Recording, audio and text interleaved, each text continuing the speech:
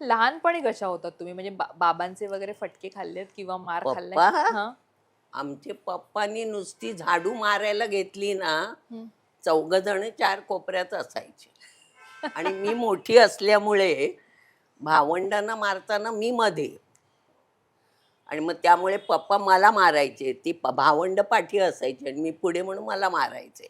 खूप मार खाल्ला आम्ही भावंडांनी पप्पांचा. हं, हं. मग पप्पा काठी बघायचे नाही, धोका म्हणायचे नाही, झाडू नाही, काही नाही. जे हातात मिळेल त्याच्याने मारायचे. खूप मार खाल्लाय.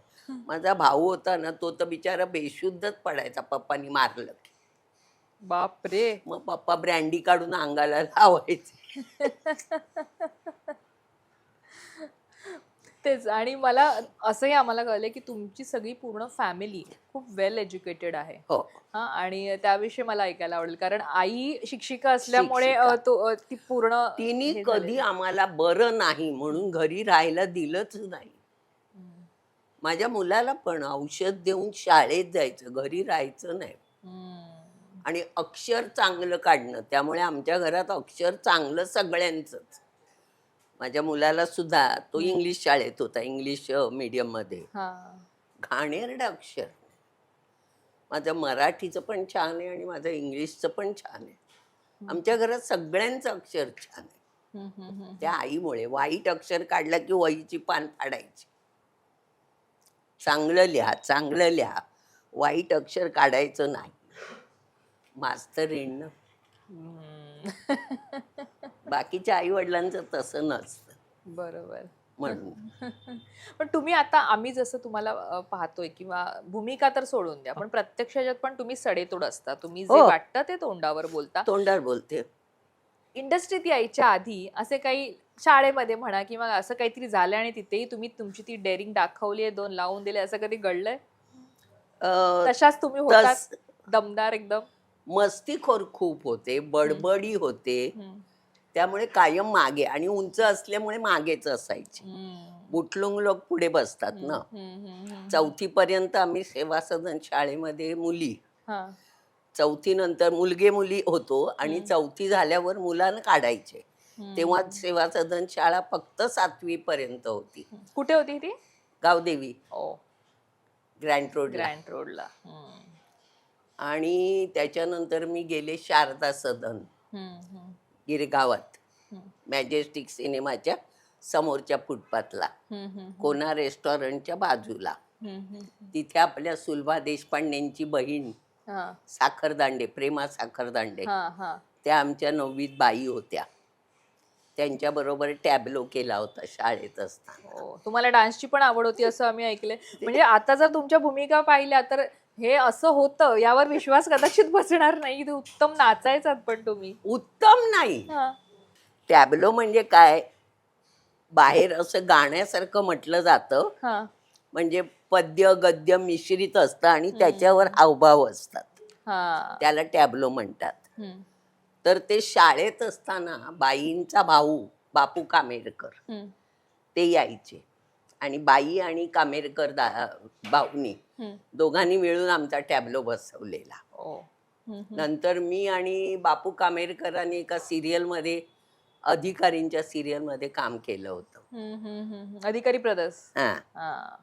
त्यावेळेला त्यांचं खूप होतं हो, ना, हो, हो, हो, हो, हो. त्याच्यामध्ये काम केलं हं. होतं. पण एवढं सगळं वेल एज्युकेटेड सगळी फॅमिली असली, की असं असतं ना, की मग अभिनय वगैरे ही वाटत नाही हां. हे ना तुम्ही शिकलात तर मग तुम्हाला चांगलं एक 9 to 5 जॉब करायचा छानपैकी आणि हे असं असतं. हो, मग पण ही कशी काय वळण इकडे कसं काय वळलं सगळं? मला तशी आवड लहानपणापासून होती. हं, हं, हं. म्हणजे तुला सांगते, लता मंगेशकर आम्ही जेव्हा इराणी बिल्डिंगमध्ये राहत होतो नाना हां, चौकात, हां. 2 बिल्डिंग सोडल्या की लता मंगेशकरचं घर होतं. हो? शंकरशेठ देवळाच्या बाजूला. अच्छा. हं. त्यांचं सुरेल बालकला केंद्र. हां, हां, हां. म्हणजे ही सगळी भावंडं, हां. त्यांची पमेरियन कुत्री. हं. आम्ही देवळामध्ये खेळत असताना पळत-पळत त्यांच्या इकडे जायचं. हां. पळताना, लपताना मग हं. त्यांची कुत्री अंगावर आली का घाबरून परत यायचं.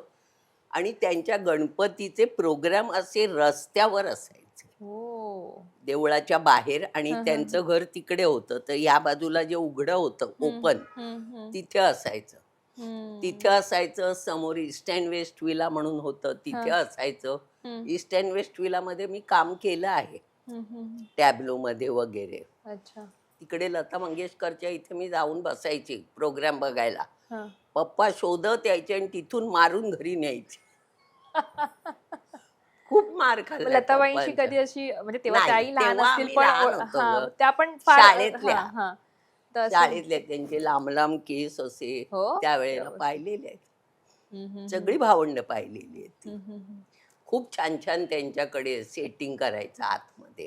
मग तुमचं कसं काय काम काम कसं सुरू झालं, प्रोफेशनल व्यावसायिक ह्याच्यावर आपण- शाळेमध्ये तर बाईनी हा. घेतलं. चौथीत असताना तो लहान मुलांचा नाच असतो तो हम्म, तो केला. तर लहान मुलांचा असा असा. हम्म, मग आईच्या लग्नातला शालू होता, हा, तो सोनेरी तारांचा असतो ना, हा, हा, त्यावेळेला त्यावेळेला सोनेरीचं असायचे. हो, हो.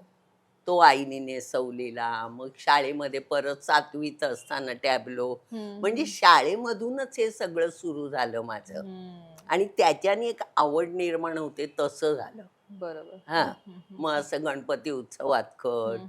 मग म्युन्सिपाल्टीमध्ये कामाला लागली तेव्हा हो, तो तिथे तुमचा प्रवास अहो, 65 ला मला वाटतं तुम्ही लागलात. हा. 2-3-65 हम्म, 18 वर्ष पूर्ण झाली आणि तेव्हा मी लागले. हम्म, तेव्हा हे आलं होतं सर्क्युलर, की ज्याला गॅदरिंगमध्ये, स्पोर्ट्स क्लबच्या गॅदरिंगमध्ये ज्यांना भाग घ्यायचा हम्म, त्यांनी युनियन ऑफिसकडे जमा. तेव्हा मी बोरी बंदरला BMCत होते. तर हम्म. माझ्या ओळखीचं कोणी नाही. मी लहान स्कर्ट घालणारी पोरगी होती. मी जाऊन उभी राहिली, कोणीच ओळखीचं नाही माझ्या. तर मग सगळे आत बसले वगैरे. मग सारदळ म्हणून होते, नारायण सारदळ. त्यांनी प्रत्येकाला विचारलं, तू काय केलं, तू काय केलं. माझ्याकडे काय केलं सांगायला काहीच नव्हतं. मग तुझं ऐकलं, हिचं ऐकलं, त्याचं ऐकलं. त्यातले 2 नाटकं उचलून मी खोटं बोलले. खोटं बोलले ते खोटं बोलले. पण नेहमीसारखंच झालं, की त्यांच्या ओळखीचे होते त्यांनाच बोलवलं आणि आम्हाला बोलवलं नाही, कारण नाही. आम्ही नवीन होतो. हम्म, मग काहीतरी एक प्रॉब्लेम झाला, हम्म, की जिला घेतलं होतं तिचा काहीतरी प्रकृतीचा काहीतरी झालं प्रॉब्लेम. हा, हा. म्हणून मला बोलवलं. तर मग वाटलं नको जाऊया, आपल्याला घेतलं नाही. हम्म, पण दुसरं मन मला म्हणालं, तुला आहे ना, हा. खुजली आहे ना नाटकाची, जा तू. म्हणून मी गेले. हम्म. तर ते माझं काम आवडलं. आयुष्यात पहिल्यांदा 3 अंकात काम केलेलं. वा. वराडी माणसं, ओके. Sports क्लबचं gathering. मग तिथे दिघेबाई म्हणून पण होती, हम्म, ती माझ्याबरोबर होती. मग सारदळ मिल कॉम्पिटिशन करायचे. मग मला हम्म, आणि दिघेबाईंना दोघींना बोलवायचे. हम्म, असं करून मी कामं करायला लागली. हम्म, मग त्याच्यानंतर माझं गुरु नाटक आलं 73 मध्ये. हम्म, ते जयवंत परब म्हणून होता मुलगा. हम्म, मला सांगितलं, की असं असं आहे, हम्म, INT करते नाटक, हम्म, तर तू जा तिकडे. मी तुझं नाव सांगितलंय, पण हम्म. मी नाव सांगितलं म्हणून तुला काम नाही मिळणार, तू वाचून हा, दाखवायचं. बरोबर. हा. मग मी गेले, कोणीच ओळखीचं नाही. मग पवार आले. त्यांनी, पवारच रायटर होते, डायरेक्टर हम्म, होते. ते मला म्हणाले, की तू मला वाचून दाखव हे कॅरेक्टर. हम्म, हम्म, मी ते वाचल्यावर ते हसले. हम्म. मग ते मला म्हणाले, शकुलीचं वाच. मग मी म्हटलं, ही भाषा काय आहे ती मला सांगा. बानकोटी लोकांची भाषा, हा. चिपळूणची. ल आणि ळ मध्ये त्यांचा फरक असतो. तर मी म्हटलं, मला एकदा वाचून दाखवा कसं हे करतात ते. त्यांनी हम्म, मला दाखवलं वाचून. मग म्हटलं, थांबा आता मी एकदा वाचते. आणि त्यानं म्हणून दाखवलं. हम्म, तर त्यांना ते आवडलं. म्हणाले, तू हेच काम करायचं.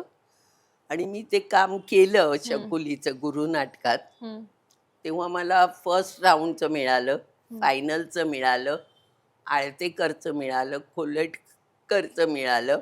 वा, वा. आणि मराठी, अखिल भारतीय मराठी नाट्य परिषद, ओ. त्यांच्या 125 नाटकातून हम्म. एक गद्य कलावंत म्हणून आणि दुसरं कुठलं तरी, अशी एका पारितोषिक. वर्षी मला 5 की 6 एकाच नाटकाची बक्षिसं मिळाली. मग सारदळांनी माझी ओळख तोंडवळकरांकडे करून दिली, कलावैभवचे तोंडवळकर. हा. मग त्यांच्याकडे मी मला उत्तर हवंय, काचेचा चंद्र, महासागर, सावित्री, पुरुष, ही नाटकं त्यांच्याकडे. महासागर आणि पुरुष सारखी नाटकं तर म्हणजे अजून विद्या- आमच्या पिढीतही आम्ही ती आता पुन्हा तर ते आले रंगमंचावर, पण त्याआधी नुसतं ऐकून आम्हाला ती नाटकं माहिती होती. पण तुम्ही जेव्हा पुरुष केलात तेव्हा पुरुष मध्ये कोण होतं? नाना पाटेकर आणि कोण? आमचीच पहिली तीच टीम. टीम होती ना, तीच टीम होती नाना पाटेकर. मला ते ऐकायला आवडेल, पुरुषचे तुमचे दिवस त्यावेळेचे. खूप छान झालेलं नाटक. हम्म. आणि म्हणजे सिनेमाची जशी ब्लॅक होतात ना, हम्म. तशी नाटकाची ब्लॅक तेव्हा झाली आहेत. हो.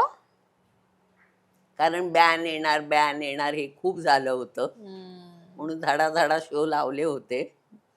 आणि आपल्याकडे काय नुसतं एक घालायची गोष्ट बस, लोक पळतात त्याच्या मागे. तेव्हा म्हणे नानांची पण एक क्रेज त्या नाटकामुळे झाली तेव्हा होती. नाना नाटक हिंदी सिनेमात आला होता ना, हा हा. त्यामुळे ते एक असतं. हम्म, हम्म.